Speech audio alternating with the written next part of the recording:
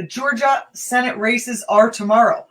I would like to take a moment here to point out the poetic irony that in a state forged on the abomination of slavery, Black people and other people of color will basically be deciding whether all Americans become re-enslaved to corporate masters or can we continue to inch closer and closer to freedom. The forces of corporate fascism do look to make slaves out of us all, do they not?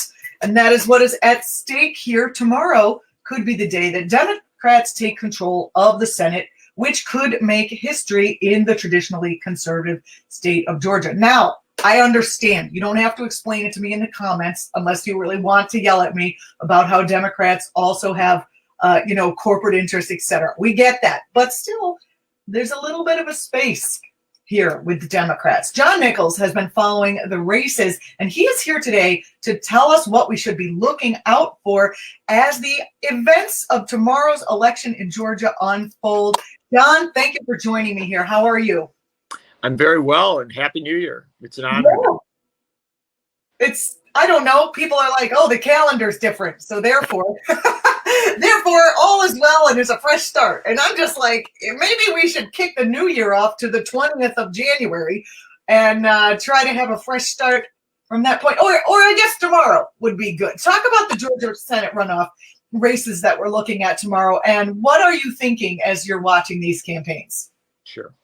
Look, the new year is starting fast. No matter how you measure it, whether you want to delay to the 20th or whatever, we're deep into it already. And the next couple days are going to be incredible transition points in the American story, no matter which way they go. We have not only the Georgia runoffs on January 5th, Tuesday, but then on Wednesday we have the battle over acceptance of the Electoral College results, which is going to be a messy, messy day in Washington. All of it points to what you talk about with January 20th. We're going to come to a date with a new president. The question, of course, is whether that new president will have governing power. And governing power comes in our system from having a president with a Congress that will work with him. It is pretty clear the House of Representatives will, though relatively closely divided, work with Joe Biden and Kamala Harris when they take office. There's a much bigger question with the Senate. That'll be settled by Georgia. What I'm seeing in Georgia right now is pretty remarkable. I think there is a genuine chance, certainly not a guarantee, we wait till the votes are counted, but there's a genuine chance that the state of Georgia will elect both Raphael Warnock, the pastor at the Reverend Martin Luther King Jr.'s historic spiritual home, Ebenezer Baptist Church, and Jon Ossoff, a documentary filmmaker who has worked with over the years with John Lewis and Hank Johnson and other members of Congress. If Warnock and Ossoff win, as your viewers I'm sure are well aware, Democrats will be put in a position where they can have a 50-50 split in the Senate. Vice President Kamala Harris on January 20th will be able to break that tie in favor of the Democrats, effectively giving Democrats a narrow ability to run the Senate. That's a huge deal, particularly with judicial nominations and also with cabinet nominations. It's a lesser deal with policy because there'll still be a lot of battles, especially on budget issues, but it matters profoundly. It really defines whether Biden can go forward in a whole host of avenues. Now, as I said, the developments in Georgia are relatively favorable for the Democrats. Runoffs generally favor Republicans. They were established going back to segregation days and in the post-segregation era, often to prevent African-American and more liberal candidates from prevailing in elections. And so historically, you've seen conservative Democrats and then conservative Republicans in Georgia as the winners of runoffs. But in this cycle, there's a number of factors in play. First, the incredible organizing efforts by African-American, Latino, Asian American, and other groups, working class groups, unions on the ground in Georgia. That is a huge deal. It has changed the politics of the state. Stacey Abrams and others with Fair Fight being very much in the forefront of that. Additionally, and this may be the critical factor because Georgia is so closely divided, as you saw in the presidential result. Additionally, the Republicans have literally done everything wrong, and sometimes Thank God. that lucky break. Yeah. Well, talk about Loeffler and who you recently wrote about, the kind of attacks she's been lodging against her opponents. No, they're just it's foul and pretty horrific. Now Loeffler is, some of them are anti-Christian attacks. Yeah. Don't you think that undermines her own sort of base of voters, or is no one just listening? Are they just like, she's red? Who knows? Although I find this image hilarious because it's like she's incredibly wealthy, dressed up like a truck driver. Are you fucking kidding me? You can see that. Yeah, no, she is really trying to, peddle the notion that she's a working class candidate, when the reality is that nothing could be further from the truth. She is a very, very wealthy person, the wealthiest member of the Senate. She is as well, just a rubber stamp for Donald Trump. And I'm not against wealth. What I am against is making wealth in nefarious ways that, crushes the souls and hearts and spirits and wealth of other people, which is her problem. Yeah, there's a lot of that going on. Yeah. And you do speak about crushing the soul. There's simply no question that she has run a campaign that has aggressively, deliberately, and repeatedly misread the Bible. And she's done so. Maybe she's Catholic. We don't read the Bible. We don't. Anyway, sorry. Go ahead. Done so to try and discredit her opponent, Reverend Raphael Warnock. And the reason she's chosen She's got a Klansman on her team. I mean, yeah. It's crazy. It's extreme. She's so extreme in so many ways. Remember when that was bad? I do. Would not. I got to be honest with you. I think it's still bad. Good. That makes my heart go pitter patter for our country. Yeah, I think it is still bad, and I think it does do her damage. But the key thing is, or one thing to remember about what Loeffler's done here is that she has attacked Warnock again and again and again on religious grounds. She has tried to discredit and diminish him as a pastor and as a religious leader. And you understand why she's doing that, because Democrats historically have tended to be seen as the more secular party, Republicans making a lot more of an aggressive outreach to evangelicals, to Christian conservatives. When you're in a race with a pastor, literally someone who takes the pulpit every Sunday, that I think Republican strategists see that as a challenge. Mm-hmm. And Loeffler's had two ways to go on this. One way to go would be to, try and present herself as a more moral, more responsible, more humane, more. How? Yeah, I know. Well, let me just. Is it the hat? The hat really does it. Yeah, no, but to present herself as someone who could enter into a discussion about the proper way to do things, or a morally grounded way to do things. She can't do that. She's a. Everyone in Georgia knows. Give a quick history of her most recent malfeasances. Oh, there's so many. Look, at the heart of the matter, she has been engaged, along with David Perdue, the other senator from Georgia, in a number of activities that have been called out by all sorts of ethics watchdogs as self-dealing. Literally voting as a senator for initiatives that benefit herself and her political and economic allies, engaging in what is frankly, bluntly, illegal fundraising. She literally has gone on Fox and made appeals for campaign donations from federal office buildings. Now, that's against the law. It's also against the ethics codes. And she gets away with it because Mitch McConnell's in charge of the Senate, and Republicans are, have the dominant hand as regards so-called ethics at this point. But there's simply no question that she has used her Senate seat to make her own circumstance better, both by supporting policies that benefit very, very wealthy people like herself, but also, frankly, by bluntly tossing aside the law and ethics rules in order to raise money for her desperate effort to hold on to the seat she was appointed to. So the scandal upon scandal. A movie of good versus evil. This would be they're like, and then she's going to have to run against an actual person of the cloth who's been fighting for justice. It's almost too on the nose. It is. It is. It has that that sort of drama to it, and Reverend Warnock is a very, very effective campaigner. He's proven to be very good on the ground. He's new to politics. This is his first time campaigning in a statewide race, but I would argue that being a pastor is campaigning for the Lord, is it not? So he has lots of opportunities in the past to practice. Perhaps gives you some skills. Yeah. But he's proven to be a very effective candidate, and that's a big deal. It has really upended a lot of the Republican attacks on him.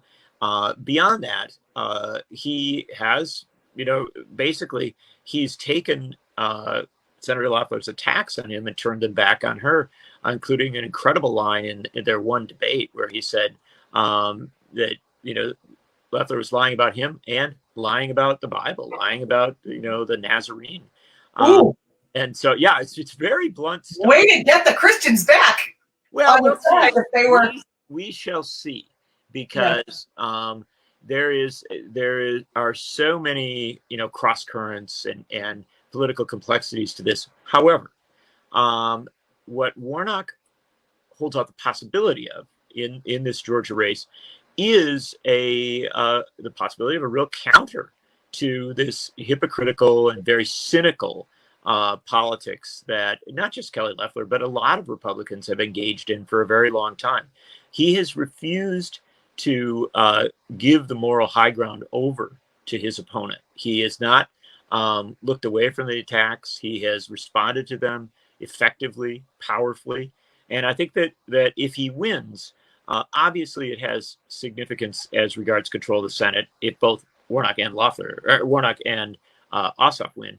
But beyond that, if Warnock and Ossoff win in Georgia, this begins to scope out a whole new politics for the South. And frankly, especially in the case of Reverend Warnock, perhaps a new politics as regards competing for the moral high ground. What do you make of... I look forward to that, because I feel like we have had the moral high ground, and thus it would be nice to have that be pointed out by religious leaders. What in terms of Wednesday, and now we have the intersection with Purdue coming out saying that the state should withhold their vote for Trump. And being sympathetic to these challenges, that's a nice way of putting it. And then I know we weren't prepared for this exactly, because we weren't necessarily prepared for the release of the transcript by the Washington Post that shows that Donald Trump basically asked the Georgia official to find some votes, as if this is an obvious thing. A businessman is like, you just find the numbers and then you just put them out there, and that's what people want. So that's what you do. That is not, and to his credit, the Georgian said something like, well, that you don't have the data.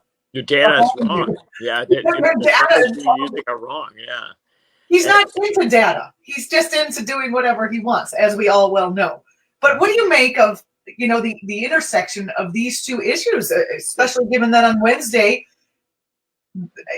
Trump is calling forces of the Proud Boys and whomever to Washington to have their boogaloo that they've been waiting for, not to mix my hate group metaphors, so that he can create a scenario where he can draw in the military. Am I understanding this properly? And now, that's what the New York Times was saying today. Right. Look, here's the bottom line: is this: Donald Trump has lost it. I mean, he has kind of cut whatever last tethers he had to reality, and is pushing for an anti-democratic, deeply destructive response to his defeat, and that is a refusal to accept it. Literally trying to get his allies in the House and Senate to try and block the acceptance of electoral votes from battleground states like Wisconsin, Michigan, Pennsylvania, Georgia, Arizona, Nevada.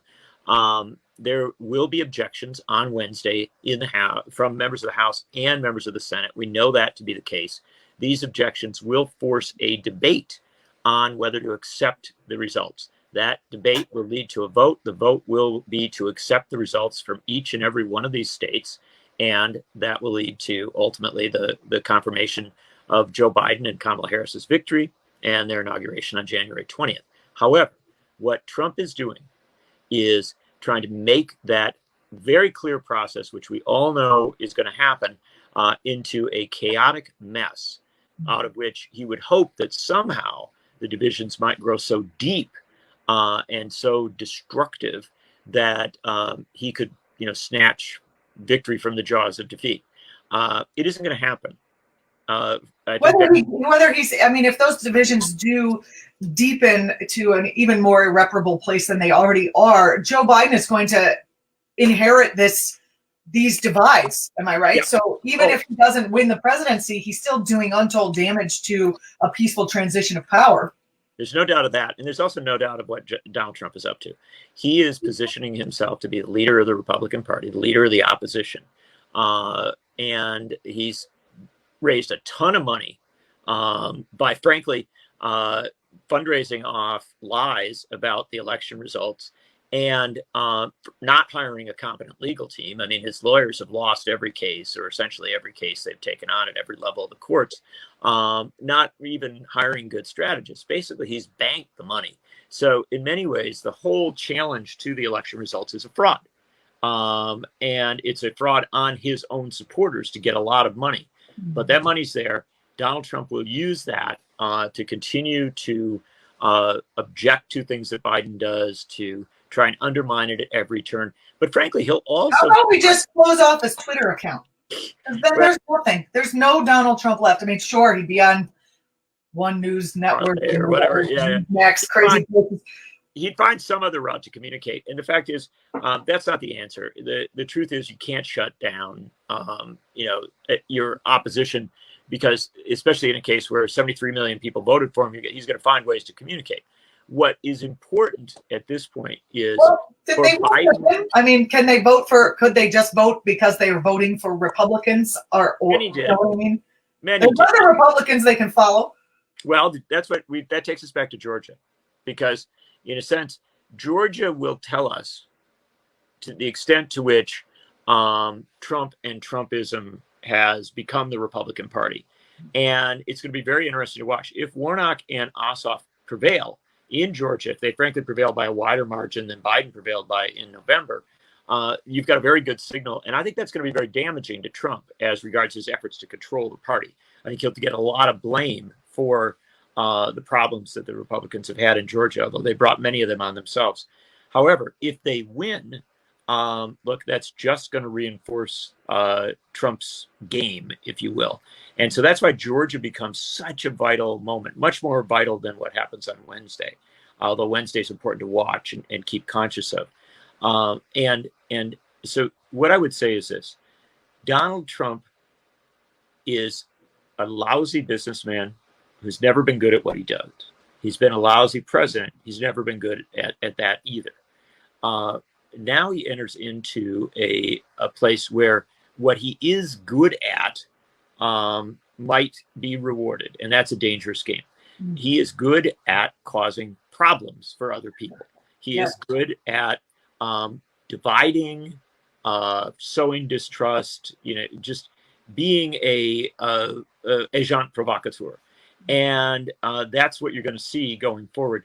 The question is whether Biden, Harris, and others will stand up to him and be very, very clear about the fact, and I have an article in The Nation today on this, very clear about the fact that if this former president and his associates have committed crimes, they should be prosecuted for those crimes. None of this forgive and forget. This president has he's abused his position. He's been caught abusing his position. He has done so to try and dismantle, diminish, and undermine American democracy. If he is charged with crimes, he should be prosecuted for those crimes. And I think it is very, very vital that Joe Biden not fall into the forgive and forget trap. That won't benefit Biden, and it won't benefit America. I would also offer one other notion. I've got another thing I wrote for the Nation, in which I argue that coming off of these tapes that have been released of him pressuring the Secretary of State in Georgia to find votes that would overturn an election, and also, frankly, threatening that Secretary of State at a couple of turns in the conversation, that's illegal. That is solicitation of voter fraud. It is solicitation of election fraud. That should be investigated. But frankly, also, I know it's late. I know it's the end of President Trump's term, but I don't have any hesitation to say that if I was a member of the House of Representatives, I would file an impeachment motion today. And I would say that Donald Trump should be impeached again because of his solicitation of election fraud. That is an absolute abuse of his office. And the impeachment power isn't time stamped. It isn't time dated. It isn't, it doesn't go out of fashion just because, Mitch McConnell won't go along with it. I think it's important to register a clear objection that not just at the legal level, but also at the congressional level to what Donald Trump has done. John Nichols, our first show back of 2021. It's been great to share this first interview of the first show of our first year without Trump, hopefully. Yes, it will be. Thank you so much for joining us. You can follow John on Twitter at Nichols Uprising, Nichols Uprising. John Nichols writes about politics for The Nation as the national affairs correspondent. He is also the author of several books, including the most recent, The Fight for the Soul of the Democratic Party, The Enduring Legacy of Henry Wallace's Anti-Fascist, Anti-Racist Politics. If you missed it, go in our YouTube archives and check out the interview we did when that book first came out. Thanks for joining us, John. I appreciate it. It's a pleasure to be with you. Thanks for having me. No, my pleasure. If you're watching us on YouTube, I'm Juliana Forlano. Don't forget to subscribe to our YouTube channel and follow us.